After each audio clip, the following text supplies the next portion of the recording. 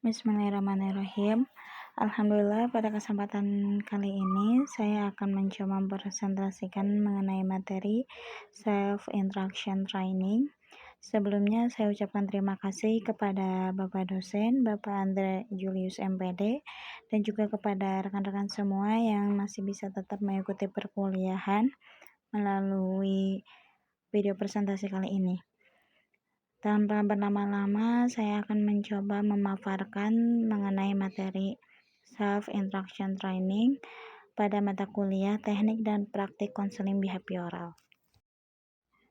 Baik, sebelum ke pembahasan, saya akan mengemukakan latar belakang masalah dari self-interaction training. Nah, pada perkembangan dunia pendidikan, ya saat ini yang dituntut itu bukan hanya kemampuan akademik yang baik, tetapi juga dituntut dalam kemampuan mengelola emosi, pikiran, dan juga perilaku. Dalam kehidupan sehari-hari, banyak siswa yang mengalami masalah seperti rendah diri, kecemasan menghadapi ujian, kesulitan mengontrol emosi, perilaku membolos, terus kurang motivasi belajar, hingga kebiasaan menunda tugas atau prokrastinasi akademik. Nah, permasalahan ini sering muncul itu bukan hanya dipengaruhi oleh lingkungan, tetapi juga oleh cara individunya berbicara kepada dirinya sendiri. Nah, setiap individu memiliki dialog internal atau yang disebut dengan self-talk. Nah, dialog internal ini bisa berbentuk positif maupun negatif. Individu yang sering mengatakan kepada dirinya, seperti contohnya, saya tidak akan mampu, atau mengatakan, saya pasti gagal. Nah, cenderung kata-kata itu tuh lebih mudah mengalami kecemasan, pesimis, bahkan kehilangan motivasi. Nah, sebaliknya, kalau misal individu yang memiliki self-talk yang positif, itu akan bisa percaya diri dan bisa mampu menghadapi tantangannya dengan baik. Nah, dalam pendekatan behavioral modern, perilaku manusia itu dipahami tidak hanya dipengaruhi stimulus lingkungan, tetapi juga proses berpikirnya.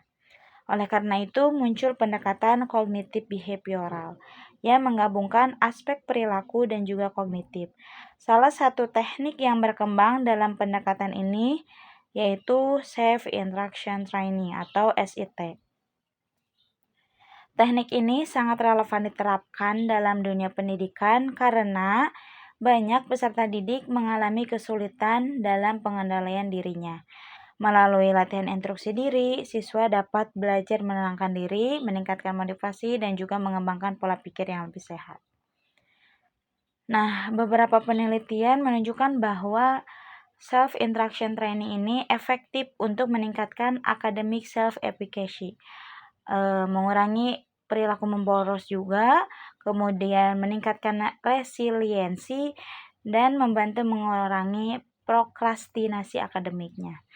Maka dari itu, kita akan mencoba memahami teknik ini secara mendalam agar bisa menerapkan dalam praktik konseling secara profesional.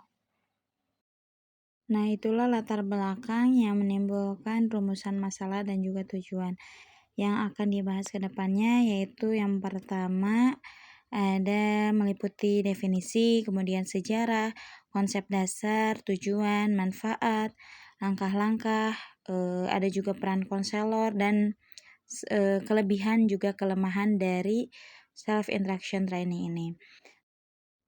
Tujuannya untuk menjelaskan aspek-aspek self interaction training secara komprehensif. Baik, pada slide ini akan menjelaskan mengenai apa itu self interaction training atau SIT. Nah, self interaction training atau SIT ini adalah teknik behavioral kognitif yang membantu individu untuk mengontrol perilaku melalui instruksi verbal pada dirinya sendiri.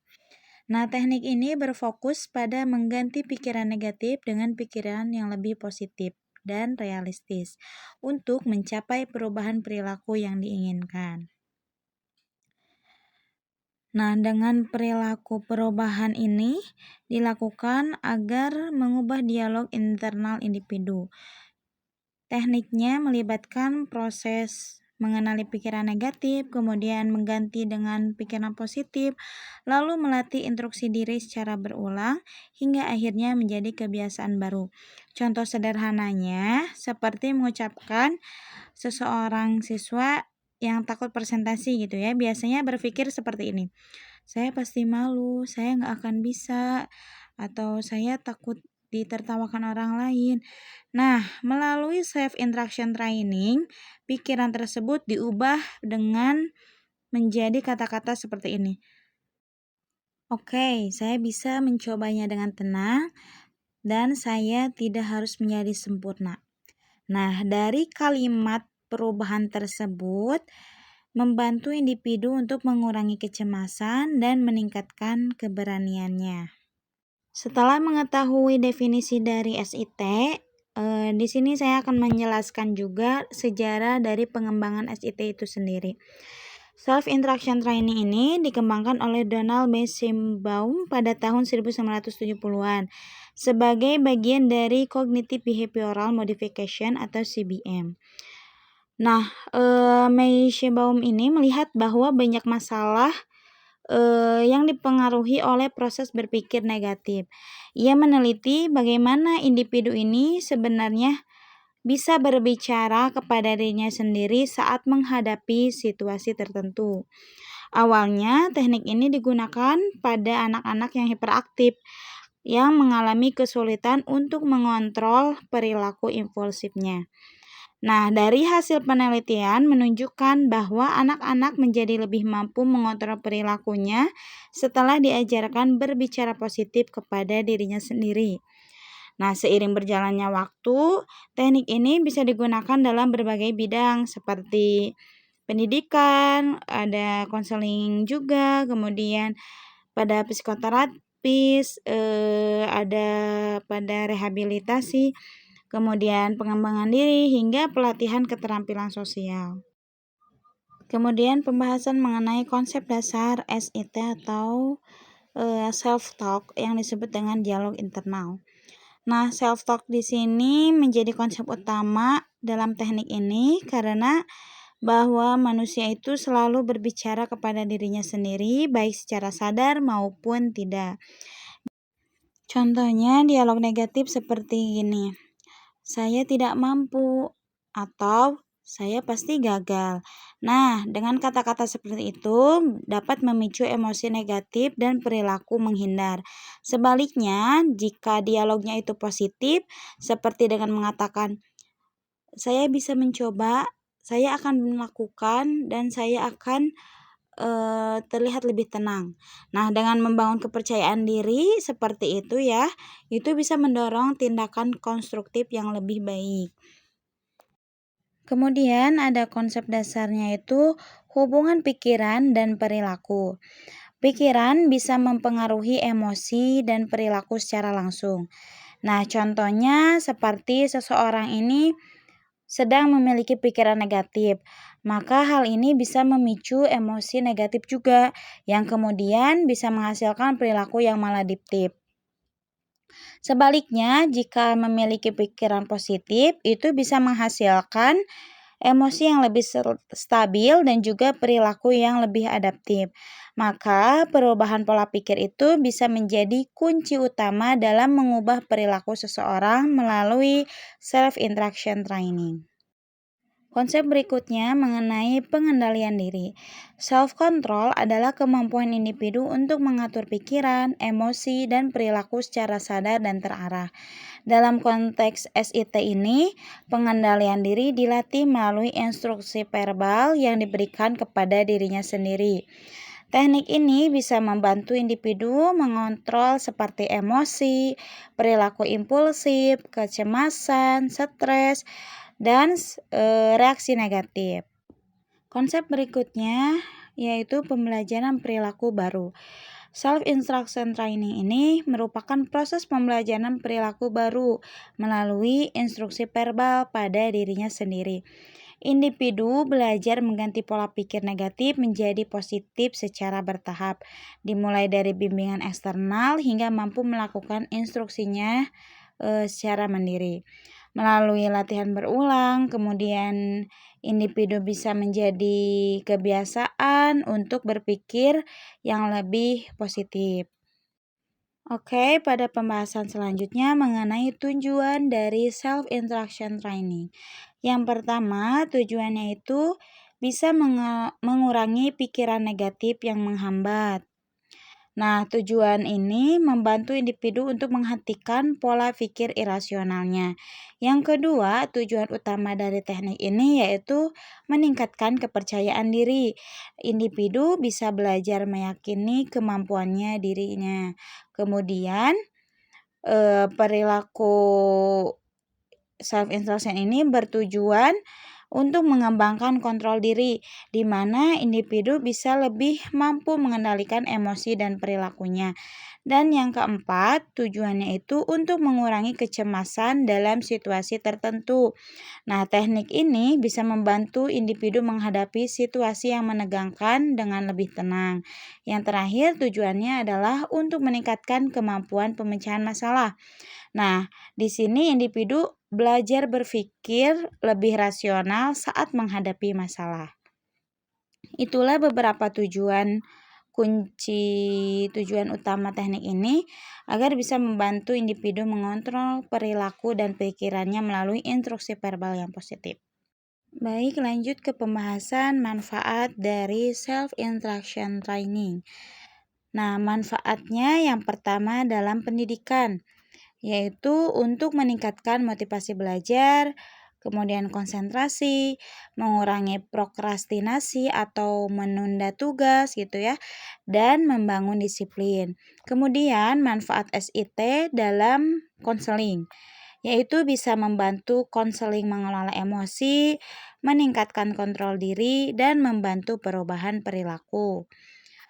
Kemudian manfaat SIT yang ketiga bagi sosial dan emosional, yaitu untuk meningkatkan rasa percaya diri, kemudian meningkatkan kemampuan komunikasi, dan menumbuhkan sikap optimis bukan pesimis.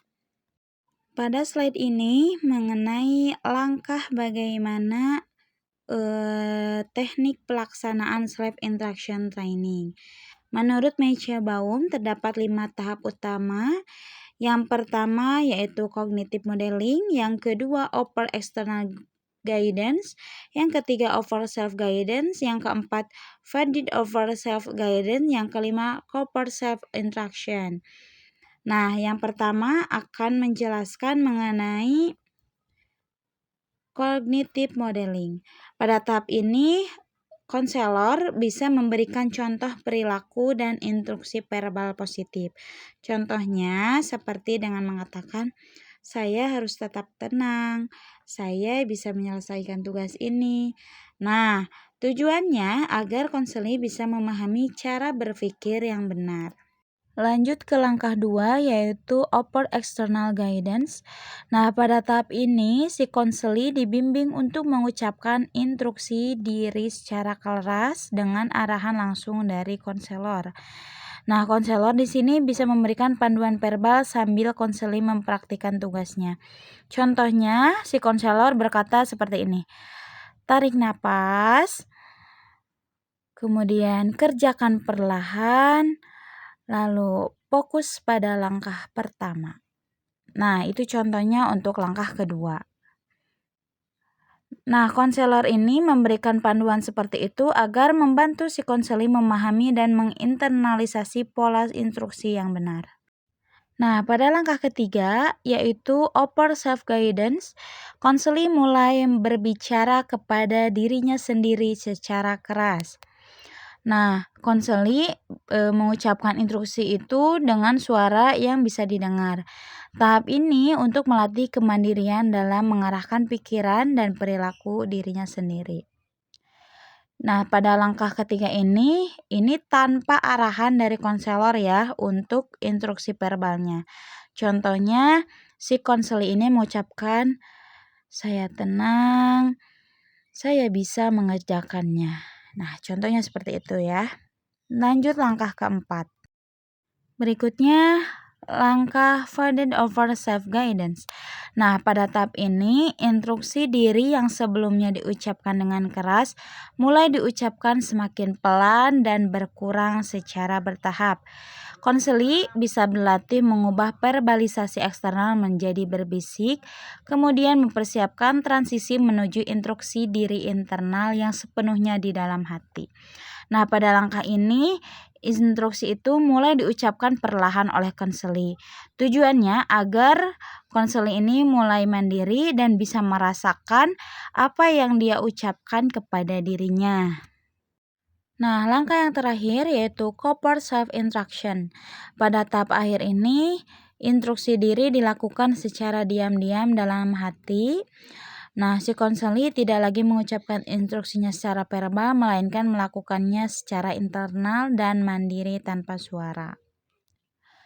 Tujuannya agar konseli ini bisa merasakan bahwa dirinya sedang memasukkan energi positif atau perkataan verbal yang positif kepada dirinya.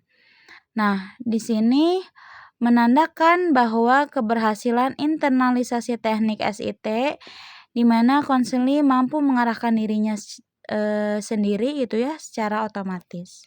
Itulah 5 langkah yang bisa dilakukan saat melakukan teknik self-instruction training.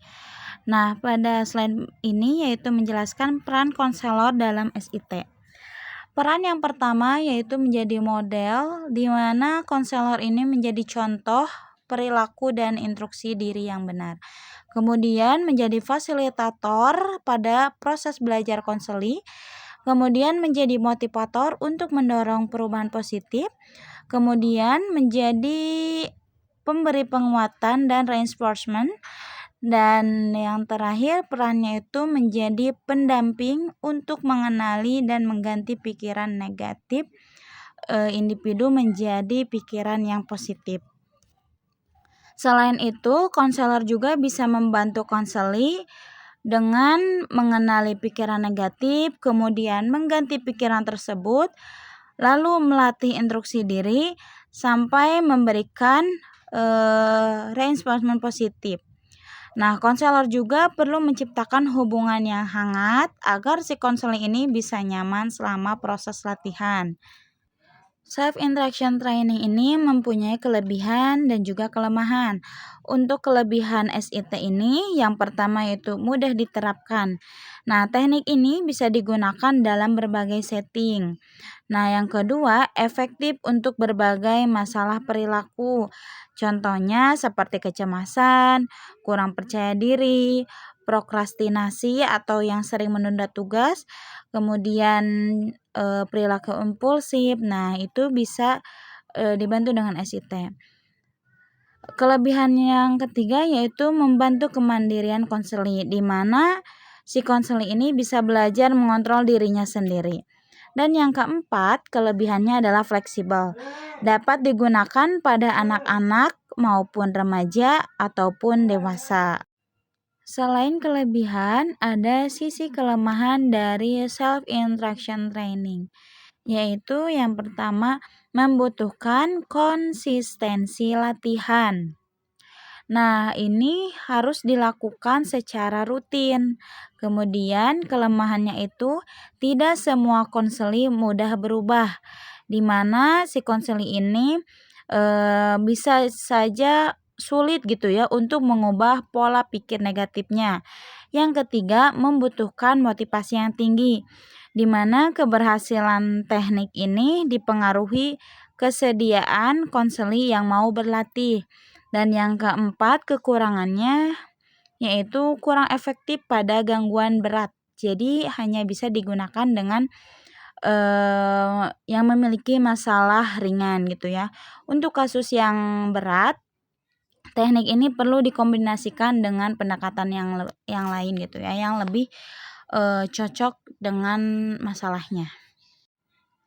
Nah, bisa dilihat dari slide ini mengenai penerapan SIT. Contoh kasusnya, ada seorang siswa yang mengalami kecemasan saat presentasi.